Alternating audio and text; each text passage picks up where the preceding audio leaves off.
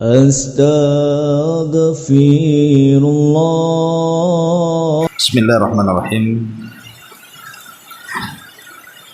Alhamdulillah wassalatu wassalamu ala Rasulillah wa ala alihi wa sahbihi wa mawalah wa la hawla wa la quwata illa billahi wa ba'd. Kita lanjutkan kembali kajian kitab matan dari Ushulus Tsalatsa atau Tsalatsatul Ushul. Kemarin kita sudah memberikan muqaddimah dari kitab karya Syekh Muhammad ibn Abdul Wahhab rahimahullahu ta'ala. Dan kitab ini asalnya sebuah risalah, sebuah surat yang dilayangkan oleh Syekh kepada orang-orang yang hendak mendapatkan nasihat, tetapi kemudian menjadi sebuah kutub, buku kecil yang kemudian disyarah banyak para ulama. Makanya kemudian menjadi sebuah kitab yang kita kenal dengan Tsalatsatul Ushul atau Ushul Ats-Tsalatsa.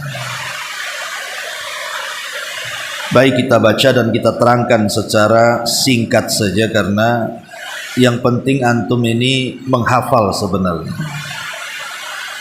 Karena kalau dijelaskan secara rinci pun boleh jadi mungkin kurang paham. Jadi kita akan menjelaskan hal-hal yang penting saja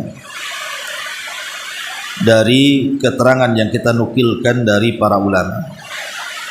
Baik, kita baca kitabnya. Qala al-muallifu rahimahullahu ta'ala, i'lam rahimakallahu annahu yajibu alaina ta'allumu arba'i masail.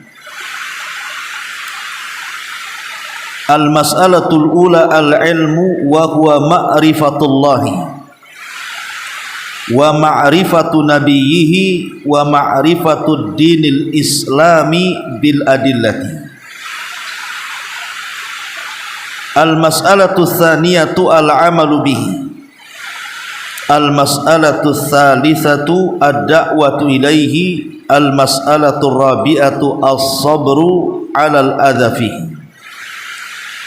Wa dalilu qauluhu ta'ala bismillahirrahmanirrahim wal asri innal insana lafi khusrin illa alladhina amanu wa amilus salihati wa tawassaw bil haqqi wa tawassaw bis sabr. Qala Asy-Syafi'i rahimahullahu ta'ala law ma anzalallahu hujjatan ala khalqihi illa hadhihi surah lakafatuhum.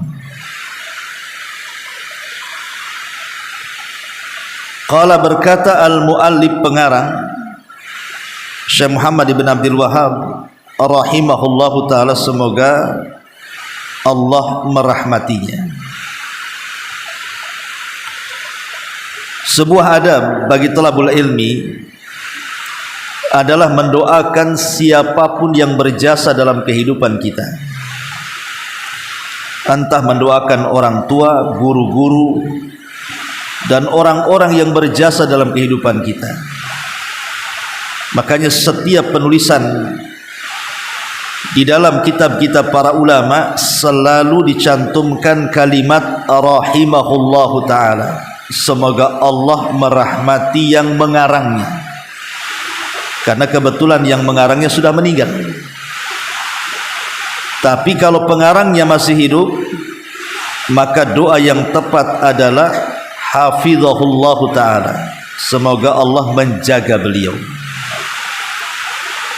Jadi seorang thalabul ilmi harus seperti itu, mendoakan guru-gurunya karena mereka berjasa kepada antum, mendoakan orang tuanya karena orang tua juga sangat berjasa kepada kita, ataupun kitab-kitab para ulama yang kita baca mereka berjasa sudah menulis sehingga kita membacanya. Maka kita doakan pengarang dengan doa rahimahullahu ta'ala, semoga Allah merahmati beliau. Kemudian pengarang mengatakan i'lam, ketahuilah. I'lam ini fi'lul amr, kata kerja bentuk perintah. Maknanya Syekh ingin mengatakan kepada kita bahwa kalimat yang sesudahnya ini bukan perkara enteng, tapi perkara penting. Jadi kalimat i'lam itu litanbih, supaya orang yang mendengar setelahnya itu fokus, kira-kira apa bahasa yang akan diucapkan setelahnya. Dan kebiasaan memang beliau kalau mengarang kitab selalu dimulai dengan kalimat i'lam, supaya yang belajar itu betul-betul memperhatikan. Rahimakallah, semoga Allah merahmatimu. Di sini kelembutan pengarang mendoakan kita semuanya yang mempelajari buku ini. Bagaimana Syekh mendoakan kita, maka kita pun doakan beliau.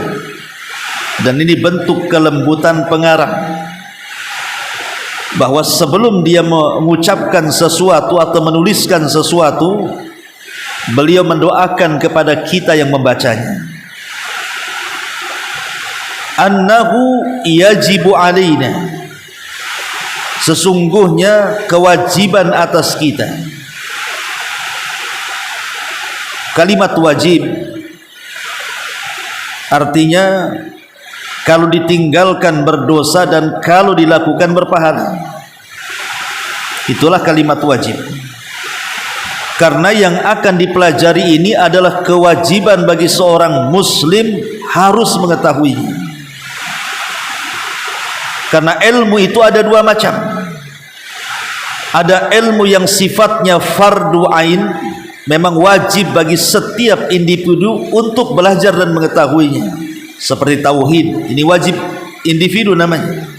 Kita ini belajar tauhid, ini wajib hukumnya. Kemudian juga wudu, salat, itu juga wajib. Kemudian juga ilmu tentang puasa dan begitu seterusnya. Jadi ada ilmu-ilmu itu yang sifatnya fardu ain. Tapi di sana ada ilmu itu yang kalau dipelajari hukumnya fardu kifayah saja. Kalau sudah ada yang mengetahui berarti gugur ke yang lainnya. Seperti mempelajari ilmu nahwu, mempelajari ilmu mustalahul hadis, mempelajari ilmu usul fiqh, mempelajari ilmu usul tafsir. Kalau sudah ada yang tahu berarti gugur kepada yang lainnya. Tapi kalau tidak ada yang mempelajarinya maka semua dosa. Itu disebut fardu kifayah namanya. Jadi ilmu itu ada dua, ilmu yang sifatnya fardu ain, wajib setiap kita ini mempelajarinya seperti tauhid, salat dan yang semacamnya. Ada ilmu itu yang sifatnya fardu kifayah. Kalau sudah ada yang mengetahui berarti gugur bagi yang lain. Lah, Syekh Muhammad bin Abdul Wahab menjelaskan di sini bahwa ilmu yang kita akan pelajari ini wajib, wajib ain, karena bicara soal tauhid. Yajibu alaina ta'allumu arba'i masailah, wajib mempelajari 4 masalah. Apa itu? Al-mas'alatul ula, masalah yang pertama, al-ilmu. Ilmu. Dan yang dimaksud ilmu di sini kata beliau, wa huwa ma'rifatullahi wa ma'rifatu nabiyhi wa ma'rifatu dinil Islam bil adillah. Yang dimaksud ilmu di sini artinya adalah mengenal Allah, kemudian mengenal nabinya, kemudian mengenal agama Islam beserta dalil-dalilnya. Taib, ikhwatu fiddin yang dimuliakan Allah Subhanahu wa taala. Ada yang memaknai ilmu itu adalah ma'rifatul haqqi bil barahin, mengenal kebenaran dengan dalil-dalilnya. Karena kalau seandainya seseorang itu mempelajari kebenaran tetapi kita payah dengan dalil, kita tidak bisa berdalil. Yang dipelajari itu sebuah kebenaran tetapi kita lemah dalam berdalil, bisa saja kemudian timbul keraguan-raguan ketika kita berdebat dengan orang karena dia kurang kokoh tuh dalilnya. Tapi kalau seandainya kita kokoh dalam berdalil, maka akan menimbulkan keyakinan bahwa yang kita pelajari ini sebuah kebenaran. Lah orang yang kemudian mempelajari kebenaran, kemudian dia mempelajari dalil-dalilnya secara detail, baik dari Al-Quran dan Sunnah Rasul sesuai dengan pemahaman salaful ummah, maka itulah yang disebut dengan ilmu, itulah pengetahuan. Betul-betul diyakini ilmu itu.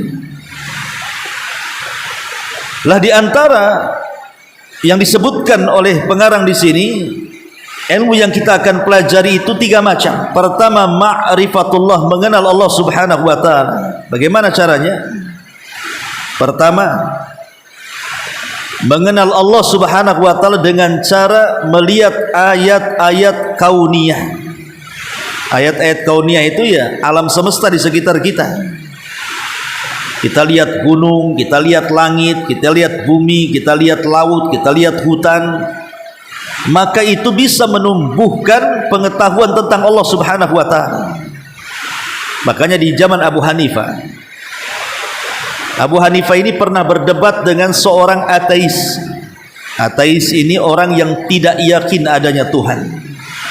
Itulah ateis. Jadi Abu Hanifah ini satu hari diundang oleh seorang gubernur yang akan menengahi perdebatan antara orang ateis dengan Abu Hanifah. Tetapi tempat yang sudah disediakan dan waktu yang sudah ditentukan, rupanya Abu Hanifah telat datang. Mungkin yang awalnya janjian pagi, tiba-tiba kemudian sampai kepada gelanggang perdebatan itu siang. Jadi kata orang ateis ini, ya imam, engkau ini imam, kenapa engkau telat? Kau tidak ada amanah.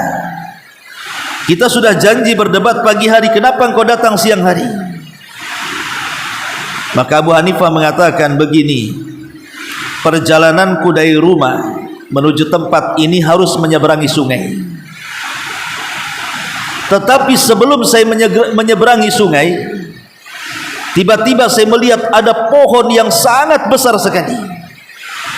Tiba-tiba pohon itu tumbang sendiri, kemudian terpotong-potong sendiri, kemudian terserut sendiri, kemudian terangkai menjadi sebuah perahu sendiri. Kemudian aku naik di perahunya, tiba-tiba jalan sendiri. Sampailah aku telat sampai di sini. Kata orang ateis, sudah telat, dusta lagi kau, katanya. Sebenarnya Abu Hanifah dengan mempermisalkan pohon dari mulai tumbang sampai menjadi perahu, itu sudah membantah keyakinan orang ateis, kan? Karena orang ateis ini mengatakan, dusta kau Abu Hanifah.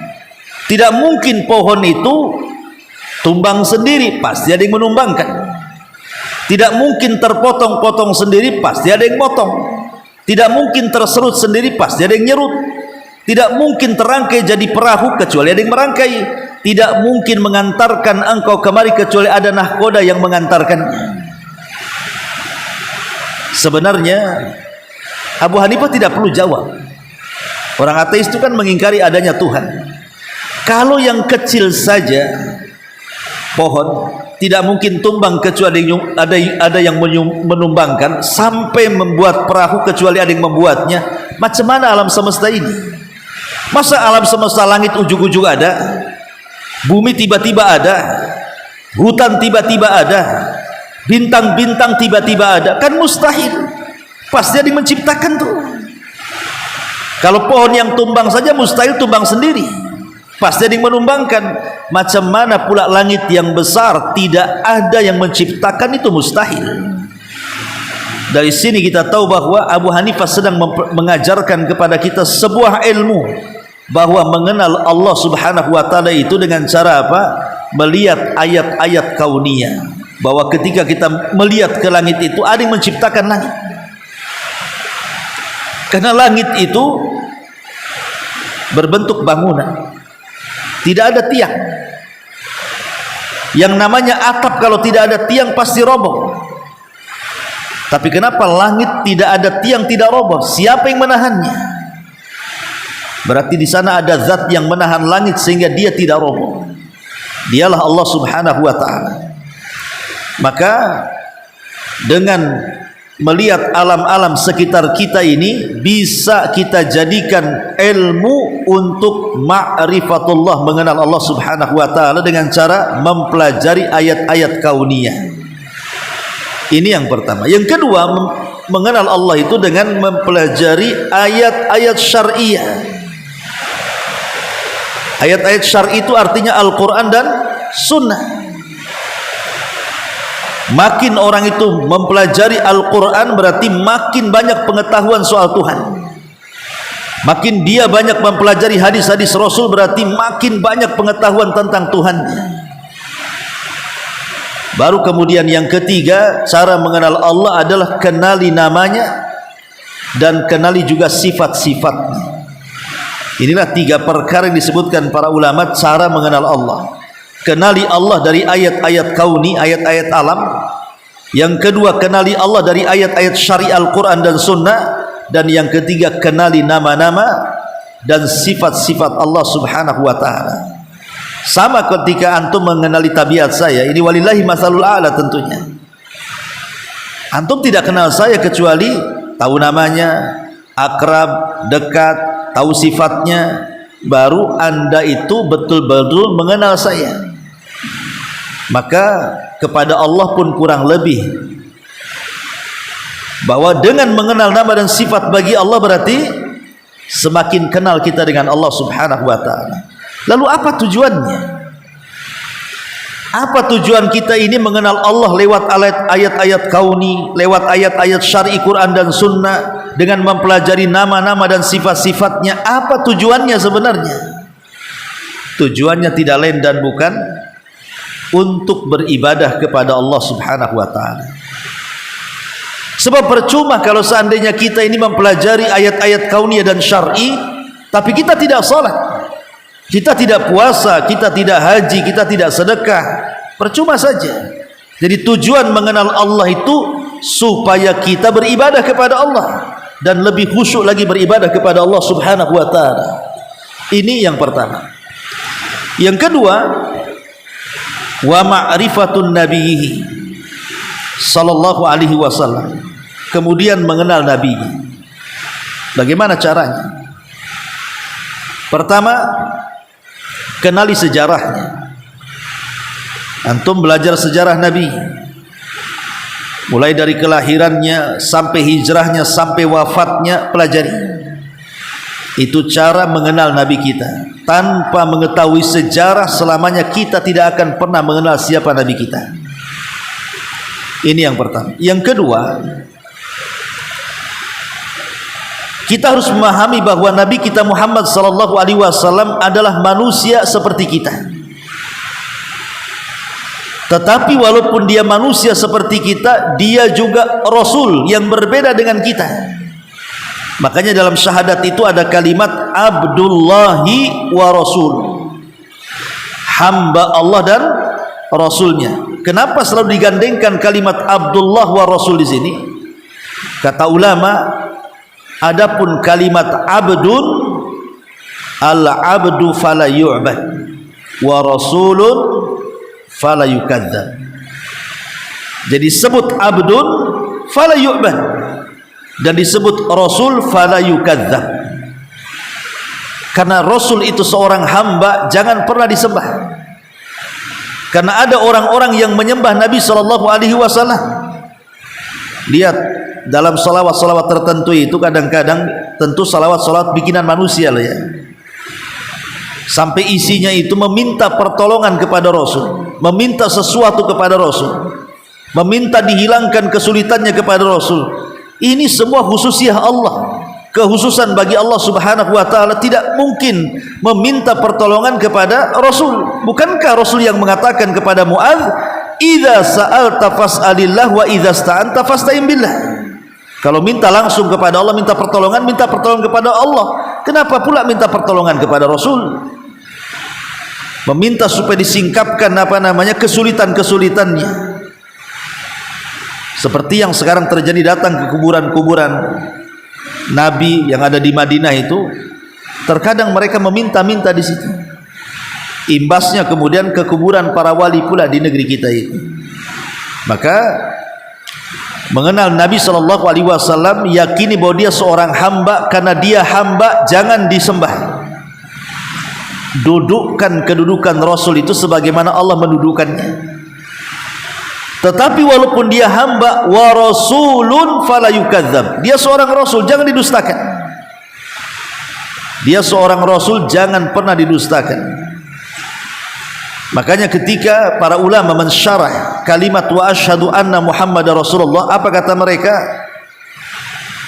Mereka mengatakan tasdiquhu fima akhbar wa tuti'uhu fima amar wajtinab ma naha anhu wa jazar wa alla na'budallah illa bima syara'. Ingat ketika kita bicara soal dan saya bersaksi bahwa Muhammad adalah utusan Allah, berarti ada 4 kata yang harus dipahami. Pertama, benarkan semua yang dihabarkan Nabi. Kalau Nabi menghabarkan sesuatu kepada kita, benarkan. Baik kabar itu masuk di akal atau tidak, baik kabar itu diketahui hikmahnya atau tidak. Yang jelas kabar itu sahih, datang dari lisan Rasul, sami'na wa ata'na, jangan dibantah. Pamannya Rasul menceritakan tentang perkara gaib, benarkan saja. Nanti di akhir zaman akan ada Dajjal, akan ada Ya'juj dan Ma'juj, akan ada binatang melata dari perut bumi, akan ada matahari terbit dari barat, akan ada asap yang melekat di langit, macam-macam. Kan Rasul itu menjelaskan tentang perkara gaib di akhir zaman. Kalau orang tidak ada iman, disangka dongeng. Tapi kalau orang punya iman, itu bukan dongeng, memang akan terjadi dan pasti terjadi. Kenapa? Yang menghabarkan Nabi. Satu, benarkan apapun yang dihabarkan Nabi. Yang kedua, taati apapun yang diperintahkan Nabi. Allah mengatakan dalam Al-Quran, wa ma atakumur rasulu fakhudhuhu, apapun yang datang daripada Rasul, ambil. Artinya perintah apapun dari Nabi SAW, kerjakan. Jangan sampai datang perintah kemudian kita tidak mengerjakan perintah Nabi SAW. Karena ini bagian daripada ma'rifatun Nabi. Bagian daripada mengenal Nabi SAW adalah menjalankan perintah. Ma'asyiral muslimin wal muslimat rahimani wa rahimakumullah. Kemudian wajtinab manaha'an huwa jazar, hindari apapun yang dilarang dan yang disuruh dijauhi oleh Nabi SAW. Apapun. Cuma ada perbedaan, ikhwan. Ketika kita menjalankan perintah dengan menjauhi larangan, kalau menjalankan perintah itu ada kalimat istita'ah, sesuai dengan kemampuan. Orang tidak bisa salat berdiri, bisa duduk. Orang tidak bisa salat duduk berbaring. Artinya dalam perintah ini ada keringanan, karena disesuaikan dengan kemampuan. Kenapa disesuaikan dengan kemampuan?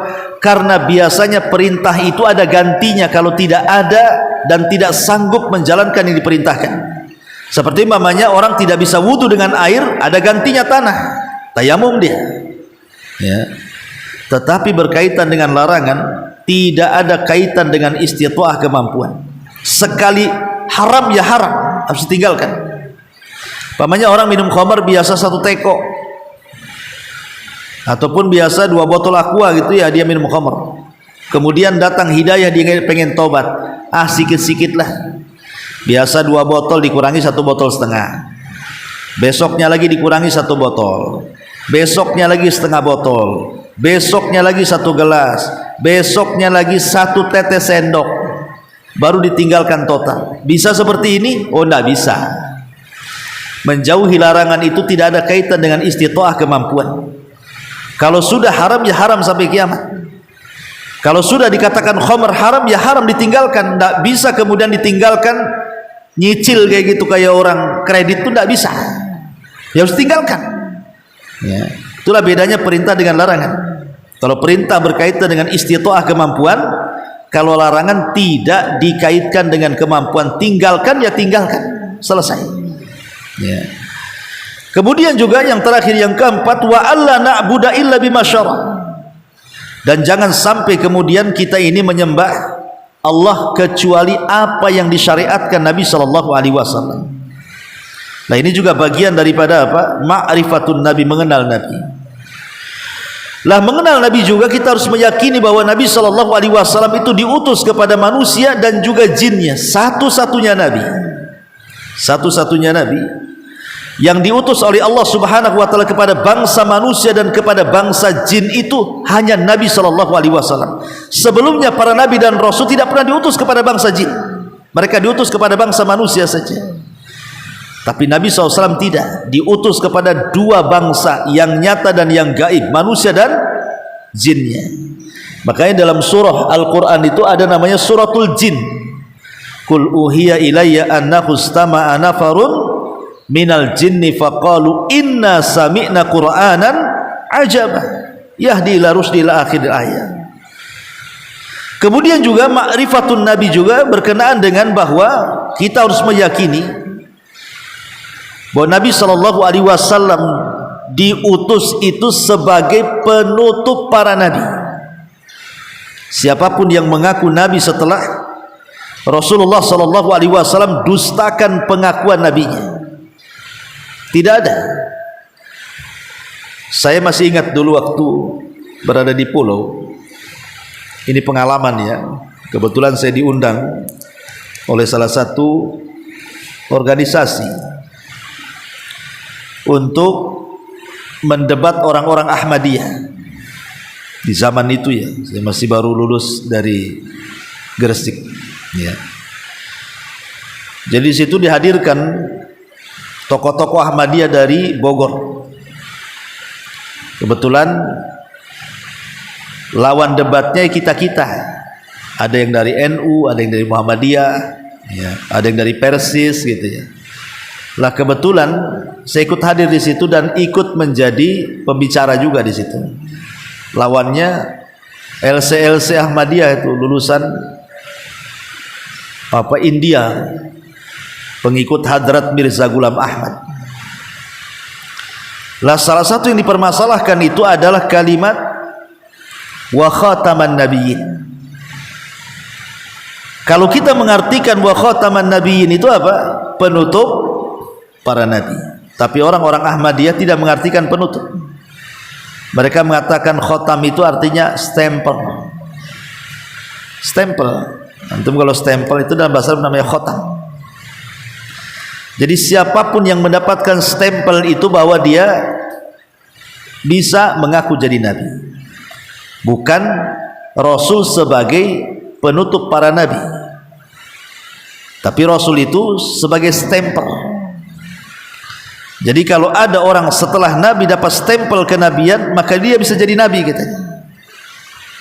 Itulah beda penafsiran kita dengan mereka.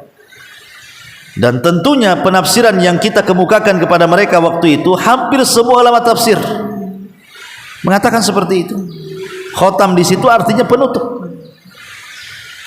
Dan itu dikuatkan dengan sabda Nabi SAW, la nabiyya ba'di. Tidak ada nabi sesudahku. Dan saya kebanyakan baca juga kitab-kitab mereka itu, ada sekitar 10 ke 15 gitu, kitab-kitab kecil itu. Ya isinya begitu. Ya, jadi isinya itu Jibril datang kepada Hadrat Mirza Ghulam Ahmad. Kemudian nanti Hadrat Mirza Ghulam Ahmad ngomong sesuatu, nanti ditulis di buku itu. Ya memang terang-terangan dia ngaku sebagai nabi. Lah itulah kadang-kadang orang Arab mengatakan tulikulli saqitil laqitnan. Setiap yang jatuh itu ada yang mungut. Sesesat apapun ajaran itu pasti ada pengikutnya, gitu maksudnya. Itulah di Indonesia itu. Orang aku nabi saja ada pengikutnya itu, baik pengikutnya di alam nyata atau di alam gaib ya, para netizen tuh. Ya. Ada saja pengikutnya tuh. Coba bayangkan.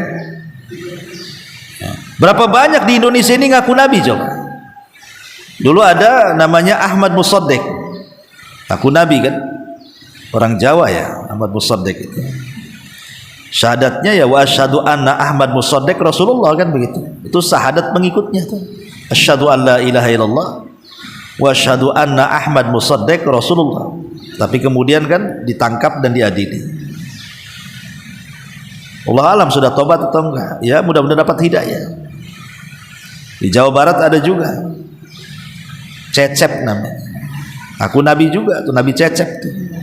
Wa asyhadu anna Cecep Rasulullah. Enggak pantas ya. Aku nabi si Cecep pula, coba. Nah, itu juga masalah juga, coba. Nah, maka ini yang seperti ini negeri kita ini tumbuh. Jangan yang aku nabi. Perempuan ngaku Imam Mahdi saja ada di negeri kita ini. Siapa? Dia Eden. Coba, ajarannya juga nggak jelas kan. Ngaku Imam Mahdi juga tuh. Ada dulu orang Aceh yang ngaku Imam Mahdi itu. Di bayatnya di Monas. Di bayat itu di rukun sana, rukun Ka'bah, di Monas pula gitu, berdemo ya. Jadi di negeri kita ini aneh-aneh, memang betul, subhanallah ya. Memang subur sekali ajaran-ajaran menyimpang itu. Termasuk juga mereka berani menentang ayat Al-Quran wa khataman nabiyyin, dan hadis Nabi SAW mengatakan la nabiy abadi. Makanya ketika Imam Ibnu Katsir rahimahullahu taala mentafsirkan kalimat wa khataman nabiyyin, dia mengatakan apa? Siapapun yang mengaku nabi setelah kenabian Rasulullah SAW dustakan kenabiannya, karena mustahil. Makanya ketika para ulama membahas kenapa nabi itu tidak punya anak laki-laki yang hidup, semua mati. Qasim meninggal, Abdullah meninggal, kemudian Ibrahim meninggal, 3 putra Nabi meninggal. Apa masalahnya? Apa hikmahnya? Ulama mengatakan karena kebiasaan seorang Nabi kalau punya anak sampai dia dewasa umumnya akan jadi Nabi. Ibrahim punya anak Ishak jadi Nabi. Ishak punya anak Yakub jadi nabi. Yakub punya anak Yusuf jadi nabi. Umumnya kalau nabi punya anak laki-laki kemudian besar, itu jadi nabi nantinya. Ya, kemudian juga Nabi Daud punya Sulaiman, anak Sulaiman jadi nabi pula Sulaiman. Ya. Kemudian Nabi Zakaria punya anak Yahya jadi nabi. Makanya kenapa kemudian putra-putra Nabi SAW itu mati di waktu bayi? Karena ada 2 alasan. Sebab kalau dia hidup sampai dewasa dikhawatirkan jadi nabi, atau bisa saja kemudian umat Islam menjadi hulu ekstrim, bisa saja dituhankan. Ini anak nabi masalahnya. Hasan Hussein aja dituhankan, yang cucunya macam mana pula anaknya? Sama orang-orang Rafidhah, orang Syiah ya.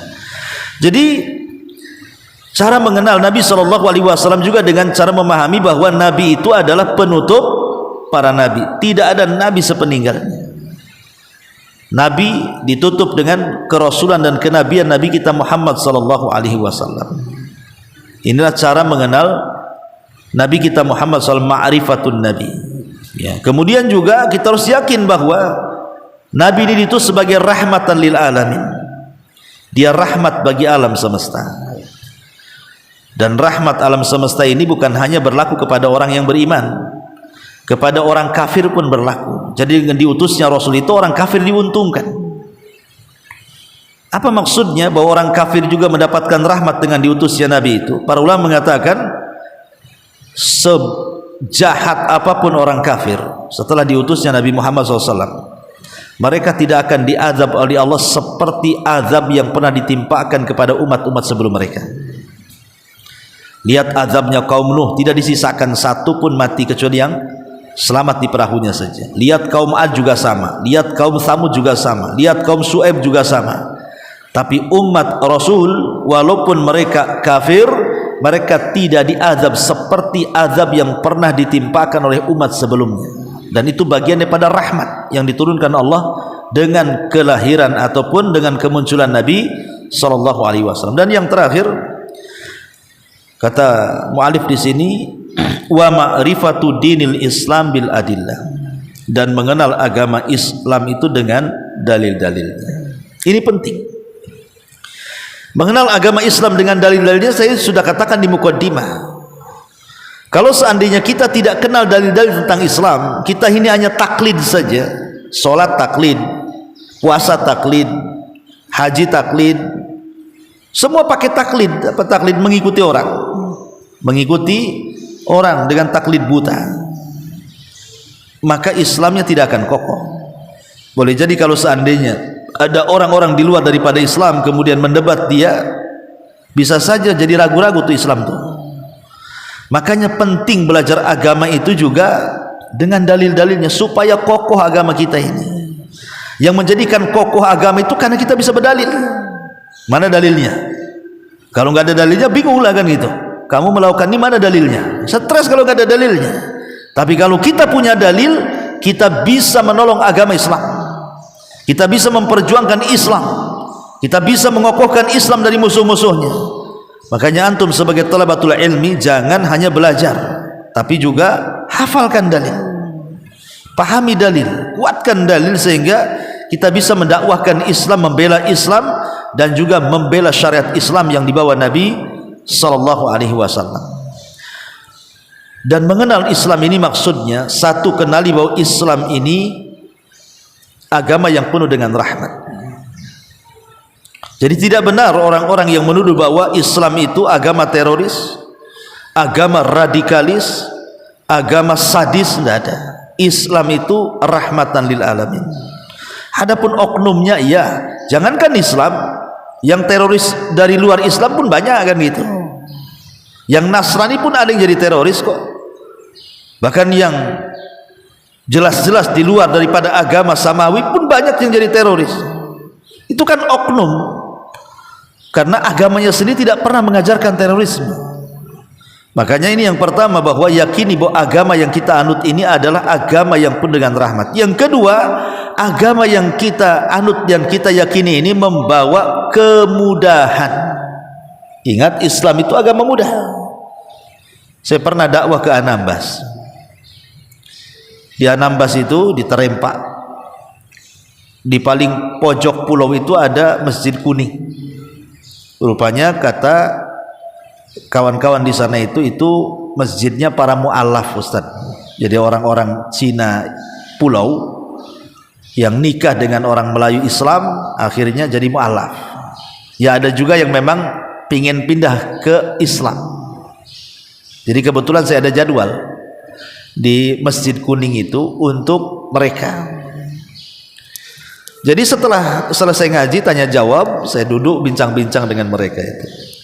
Adalah satu mu'alaf itu cerita, Ustaz, sebenarnya kawan-kawan saya banyak yang masuk Islam. Lah kenapa kau tidak ajak?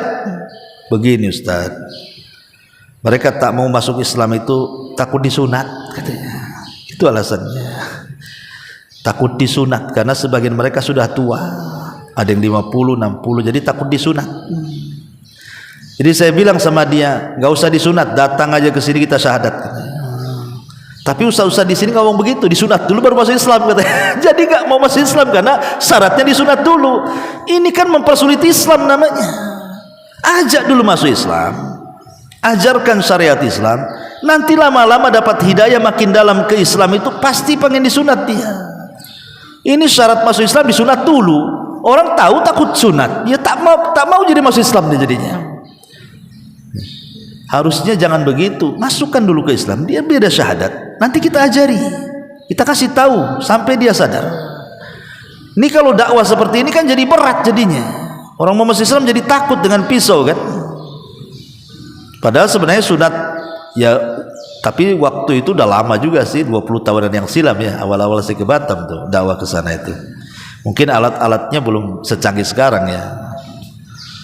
Ya kalau sunatnya orang tua mungkin pakai kampak ya. Takut. Enggak lah, sudah ada laser, sudah ada apa kan, udah enak sebenarnya. Intinya bahwa yakini bahwa agama Islam pembawa rahmat dan agama Islam itu juga ajarannya mudah gitu ya. Enggak ada yang sulit. Yang sulit itu yang memperberat diri sebenarnya. Kalau ikut aturan Islam itu mudah. Dan Islam itu agama sempurna. Ini yang paling penting. Yakini Islam itu agama sempurna dan paripurna, tidak berhajat kepada penambahan dan tidak berhajat kepada pengurangan. Sebagaimana Allah mengatakan dalam surah Al-Maidah ayat 3, Al-yauma akmaltu lakum dinakum wa atmamtu alaikum ni'mati wa raditu lakumul Islam madina. Pada hari ini kusempurnakan agamaku, maksudnya hari ini hari Arafah, hari Jumat ya, di Arafah aku sempurnakan agama kalian, aku sempurnakan nikmatku untuk kalian, dan aku redha Islam sebagai agama kalian. Maka jangan mencoba menambah yang sudah ada, dan jangan pula mengurangi yang sudah ada.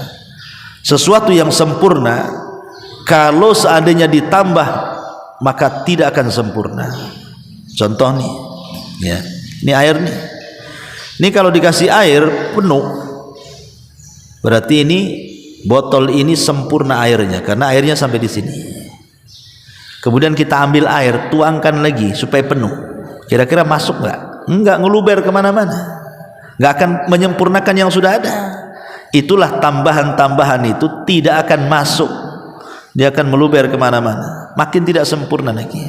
Itu analogi saja. Tapi yang jelas bahwa karena orang yang menganggap Islam belum sempurna itu sama dengan satu, menuduh Nabi SAW berkhianat.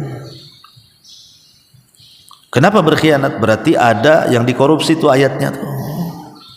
Ini bagus ayatnya, saya nggak sampaikan, katanya. Saya amalkan sendiri saja. Mungkin Nabi korupsi ayat? Gak mungkin lah Nabi korupsi ayat. Semua sudah disampaikan. Kata Abi Dzar, tidak ada satupun burung yang mengepak ke langit kecuali sudah dijelaskan ilmunya. Tidak ada perkara yang mendekatkan diri ke surga kecuali sudah dijelaskan ilmunya. Tidak ada yang menjauhkan diri dari neraka kecuali sudah dijelaskan ilmunya. Artinya semua sudah terang benderang Islam itu, malamnya seperti siangnya, dan tidak ada yang berpaling kecuali akan disesatkannya. La yazigu anha illa halik. Jadi sama saja kemudian menuduh Nabi SAW mengkhianati risalahnya, dan mustahil Rasul itu mengkhianati risalahnya ya. Wallahu alam, ini saja saya kira, sikit-sikit saja tapi berjalan pelan-pelan, karena kalau kita panjang-panjang nanti antum juga malas ngapal juga. Mudah-mudahan ada manfaatnya. Subhanakallahumma bihamdika asyhadu an la ilaha illa anta astaghfiruka wa atubu ilaik. Allahu taala alam. Assalamualaikum warahmatullahi wabarakatuh.